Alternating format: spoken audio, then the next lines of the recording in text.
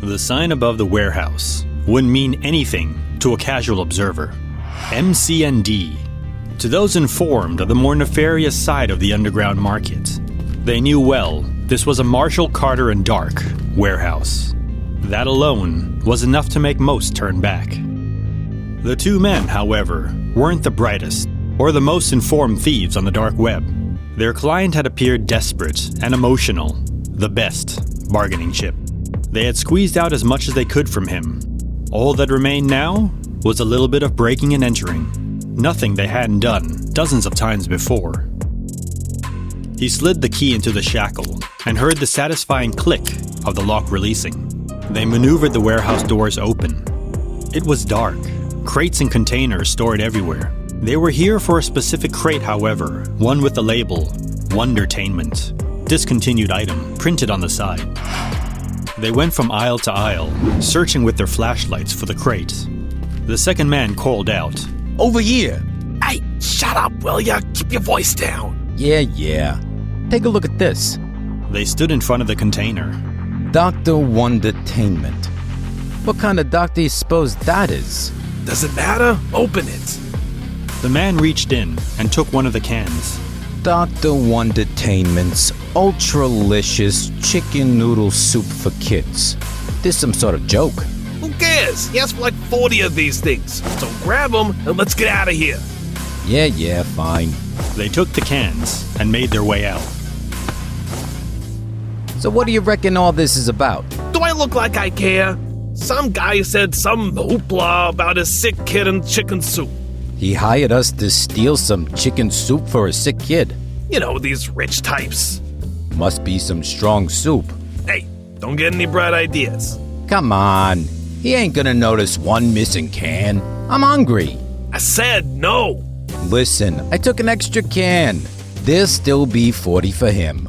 For real. Just for a can of soup. Come on, you want some? It's friggin' cold. Suit yourself. Never mind. Ugh, this stuff is terrible. I think I'm gonna be sick. Serves you right. The man hurried off to the bathroom. Hey, I don't feel so good. Serves you right, you moron. No, I mean, I really don't feel good. Something ain't right. Well, you suck it up. We need to get these delivered. Oh man, what the hell's happening to me?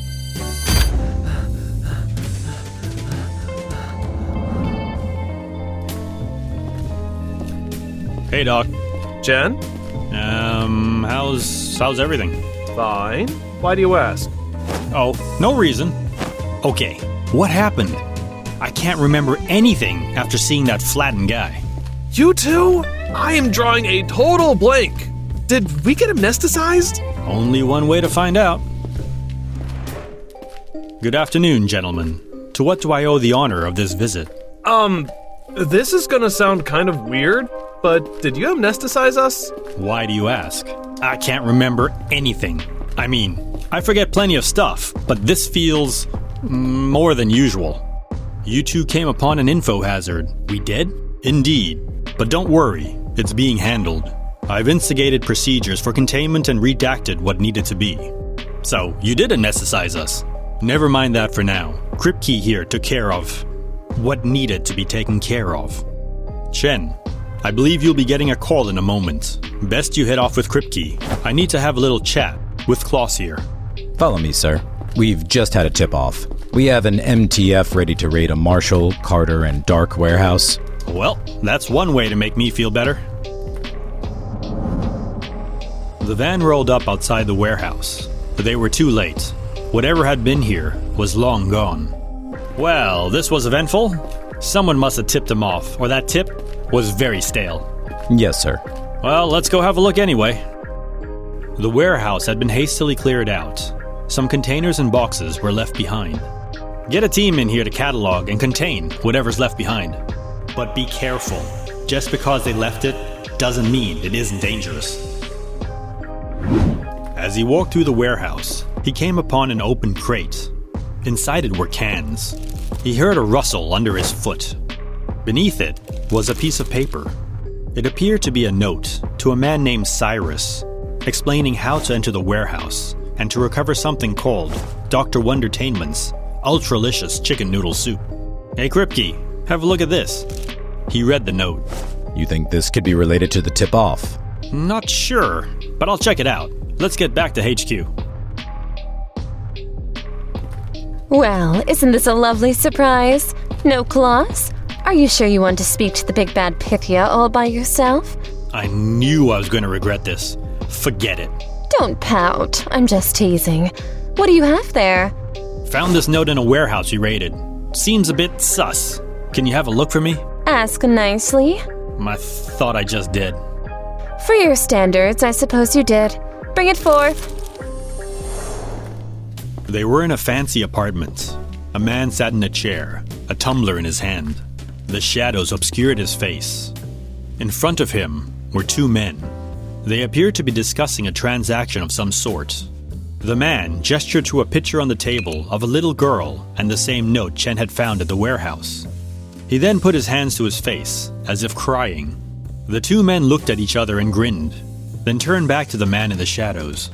He slid a stack of cash across the table and shook the first man's hand.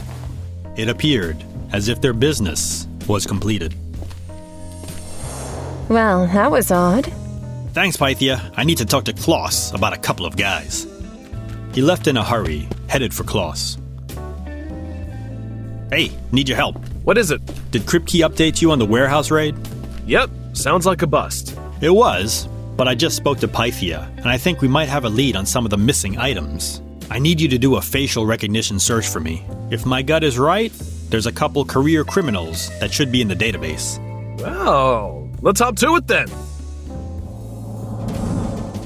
The database search had found matches for both men. On location at the first suspect's home, about to... What's that smell? Rotting chicken? Let's find out. DoorDash. DoorDash? You know they need to actually, order that? They don't just show up with random food. Yeah. Hello, we have your order of Sichuan takeaway. Oh, jeez. Could you, try a little harder? Fine. How's this then? That explains the smell. Chen walked over to the body.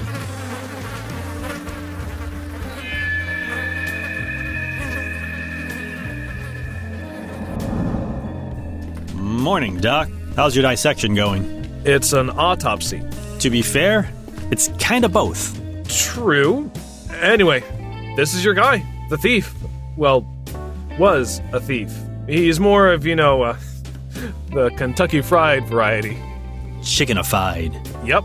The soup? The soup. I mean, it's not much of a stretch when you have a can of chicken soup from Dr. Wondertainment and a guy who's partially turned into a chicken. 100%. Hang on. But this soup was from the man in the shadows with the sick kid. Yeah, and in the crate manifest, there are a total of 144 cans of soup. We recovered 103 from the warehouse and 1 can from Colonel Sanders over there. 40 are missing. You don't think the buyer came and got his cans? From what you said, he did seem willing to do anything to save his daughter. What about the other thief? An MTF went to his home last night. Empty. But we were able to break into Popeye here's phone. We have a GPS fix on a high-end apartment from a few days ago. The man in the shadows? Cyrus? That's my guess. Well, what are we waiting for? You ready? Go for it. DoorDash. Seriously? Trust me, I've got a plan. Sir, DoorDash, we have your order from Los Pollos Hermanos. Unbelievable. Come on, that was funny. Sir, police, please open up. Klaus, look.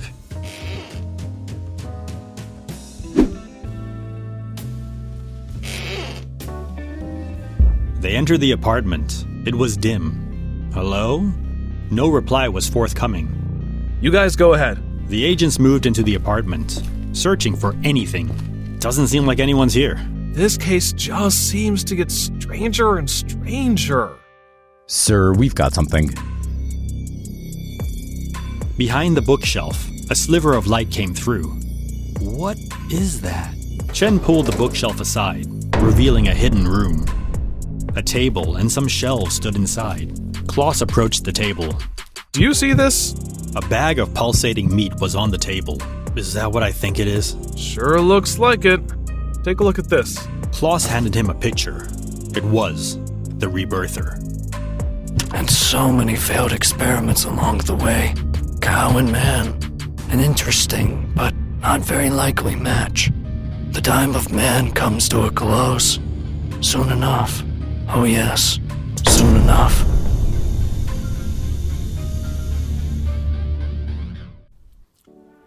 SCP-2057. Object Class: Safe. 2057 is a set of 92 318mm cans of condensed chicken noodle soup. Opening an instance of 2057 reveals that it is filled with condensed chicken broth and an egg-shaped mass made of 57 grams of egg noodles. Upon adding water and heating to 70 degrees Celsius, the egg hatches, revealing a small, juvenile domesticated chicken composed entirely of egg noodles, carrot, celery, onion, and chicken breast. Known from this point as SCP-2057-1. As the broth continues to heat, the instance of 2057-1 will begin to move, vocalize in chirps, and consume the broth in which it was hatched. When the temperature of 2057-1 falls below 35 degrees Celsius, the instance ceases movement, falling over into the remaining broth, and quickly collapses into chicken noodle soup, typically ranging in temperature from 20 degrees Celsius to 34 degrees. Below 20 degrees Celsius, 2057-1 becomes congealed and gelatinous. When eaten at 35 to 70 degrees Celsius, test subjects describe the taste of 2057-1 to be excellent, delicious, and homey. Test subjects suffering from illnesses, such as influenza, measles, and the common cold, report immediate alleviation of their symptoms. Test subjects consuming 2057-1 at temperatures between 10 to 34 degrees Celsius reported the taste as bland, disgusting, and repulsive. Test subjects suffering from illnesses such as influenza, measles, and the common cold reported immediate complications of their symptoms. Complications included development of pin feathers along the forearms, excess loose skin growth in the crown of the head and under the chin, and an extreme change in gait when walking. Consumption of reheated soup has been described as horrifying and inedible. Loss of coherency and deterioration of mental state resulting in death ensues. 93% of the subject's skin was covered in feathers. Physical changes in the face resulted in a beak-like alteration of the nose and mouth. Loose skin under the neck and on the top of the head resemble a wattle and comb. Outside of scheduled experiments, instances of 2057 are to be stored in a standard large volume storage container in Containment Area 27 at a temperature of 25 degrees Celsius. A good deal isn't always a good deal. If it seems too good to be true, be wary. It might be a great deal, but perhaps just not for you. As always, have a care and remember to subscribe, like, and share. If you would. Until next time, farewell.